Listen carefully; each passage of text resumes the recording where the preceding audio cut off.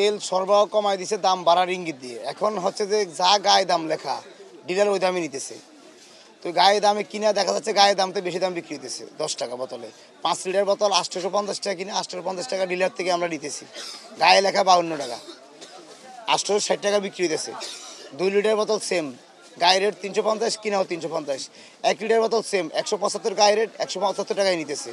মানে কোম্পানি ওদিকে না বাড়াতে পারি, এখন মনে করেন যে কমিশন কমাই দিছে ডিলারে, এখন ডিলার গায়ে দামে নিতেছে।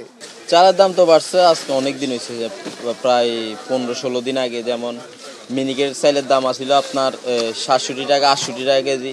ওই মিনিকেট এখন বর্তমানে আমরা 80 টাকা বিক্রি করতেছি। আটের সেল বিক্রি করতাম 55 টাকা, এখন ওই আটের সেল বিক্রি করতেছি আমরা 60 টাকা 62 টাকা।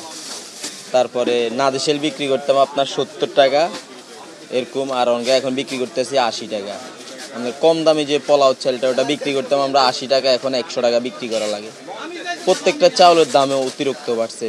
আপনার নতুন চাল আছে, তারপরও নতুন চালের দাম মতো আহামরি বাড়ে নাই, তারপরেও মানে পুরান চালের বস্তাতে 100 টাকা কম। কিন্তু পুরান চালটা অনেক দাম, কারণ মানুষের মেইন খাবার হইলো বাতের চাউলটা। এই কারণে বাতের চাউলটা অতিরিক্ত, বাতের চাউলটা কমাই দিলে সবাই খাইতে পারতো। যেমন যারা আগে বস্তা কিনতো তারা এখন বস্তা কিনতে পারে না, হয়তো 10 কেজি করে কিনে। যারা 5 কেজি কিনতো তারা এখন 2 কেজি করে কিনে।